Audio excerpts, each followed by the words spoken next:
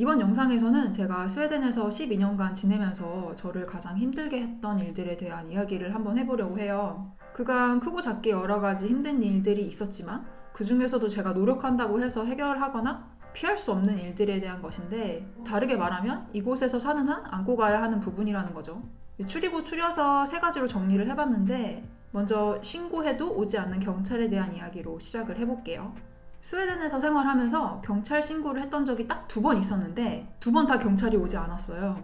첫 번째 신고했던 때는 갑자기 밤 10시 넘어서 현관문 두드리는 소리가 나는 거예요. 대꾸를 안 하고 먼저 현관문 구멍으로 확인을 해보니까 남자 둘이 있었는데 전혀 모르는 얼굴이었거든요.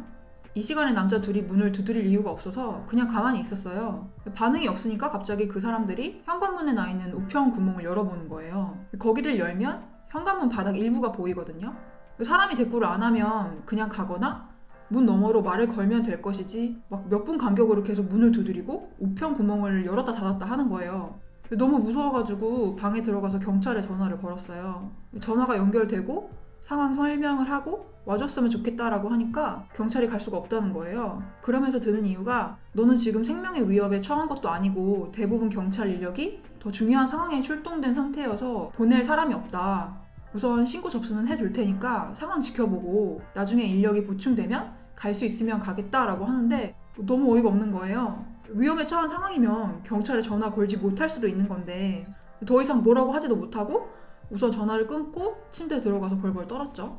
현관 밖에 있는 사람은 계속 몇 분 간격으로 문을 두드리고 잠시 갔나 싶다가도 몇 시간 뒤에 다시 오고, 그렇게 공포와 두려움으로 밤을 지새다가 새벽에는 결국 가버린 것 같았는데 경찰은 결국 오지 않았어요. 그날 이후 외출하는데 주변을 막 살피게 되고 한동안 불안해했었던 기억이 있거든요. 그날 경찰의 대처가 너무 충격적인 경험이었어요. 2번째 경찰을 불렀을 때는 이웃 소음 문제 때문이었는데, 어느 날부터서 바로 옆집에 사는 이웃이 오후부터 저녁 늦게까지 TV인지 라디오인지 볼륨을 너무 크게 틀어서 제 집까지 들리는 거예요.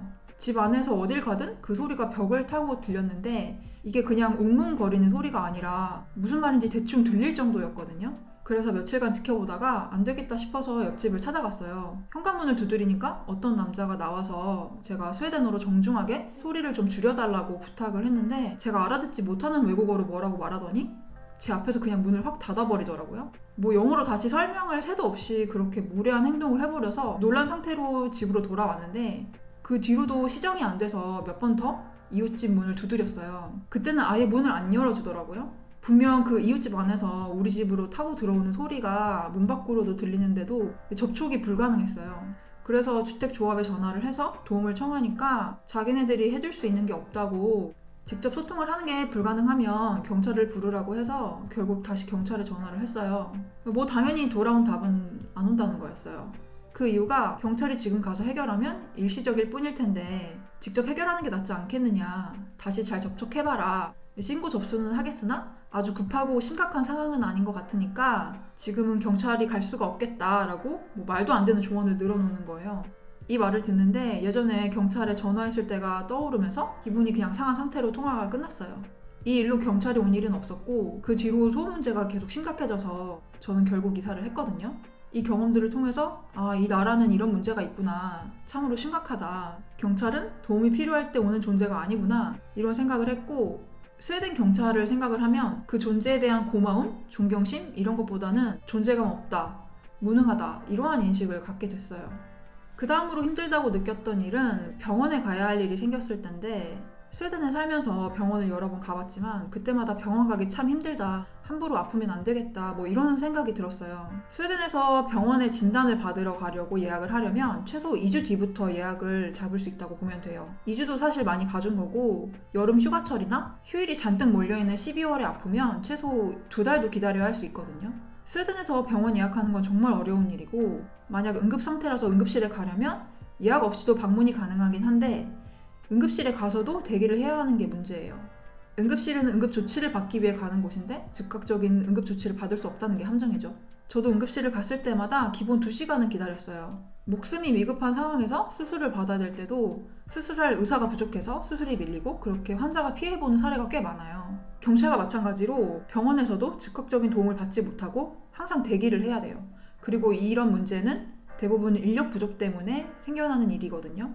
결과적으로 인력 부족 문제 때문에 신체적으로나 정신적으로 제때 필요한 도움을 받기가 어려운 사회라는 거죠. 치안이나 건강 문제는 내가 예방한다고 해서 피할 수 있고 해결하고 극복할 수 있는 게 아니잖아요. 그게 참 무섭더라고요.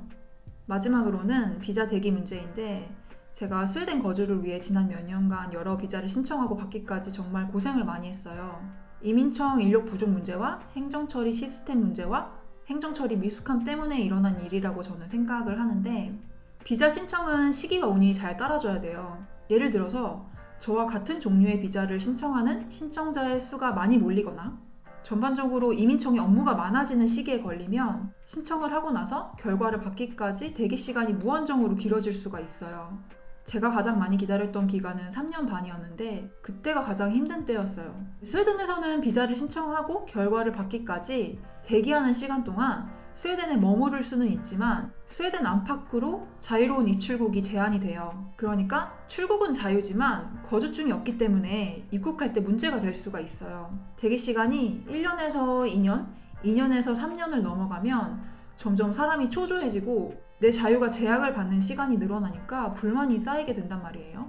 이동의 자유가 제한되는 것도 문제지만 그보다도 가장 걱정과 불안을 주었던 건 비자를 기다리는 동안 제 신상의 변화가 생길 수도 있고 이민법이 바뀌어서 제가 비자를 신청했을 당시에 충족되었던 조건에서 벗어나게 될 수도 있잖아요. 그럼 그게 비자 승인 결정에 영향을 주고 그 일이 실제로 저한테 일어났고요. 그래서 저는 3년 넘게 기다렸던 비자를 받기 위해서 정말 육체적으로 마음적으로 고생을 많이 했어요. 외국인 신분으로 살아가는 한 비자 문제는 숙명적인 일이라서 제가 어떻게 기다리는 것밖에 할 수 없다는 게 무력감을 많이 느꼈던 경험이었어요. 경찰, 병원, 비자 문제 모두 제가 스스로 해결하는 데 한계가 있는 일이기 때문에 힘들었던 경험이라고 생각을 했고 더구나 이 문제들은 모두 일상과 매우 밀접하게 맞닿은 일이잖아요. 이런 부분들에서 안 좋은 경험이 계속 쌓이면서 이곳에서 생활하는 게 힘에 부치다라고 느끼던 때가 있었어요. 특히 혼자 사는 사람들한테는 이런 부정적인 경험의 무게가 더 크게 다가오는 것 같기도 해요. 사람마다 겪는 일과 느끼는 게 다를 수가 있기 때문에 저의 이런 개인적인 경험과 힘들었던 상황을 공유하면서 스웨덴에서 생활하면 이런 상황에 처할 수도 있다, 이러한 예시도 있다라는 정도로만 봐주시면 좋을 것 같아요.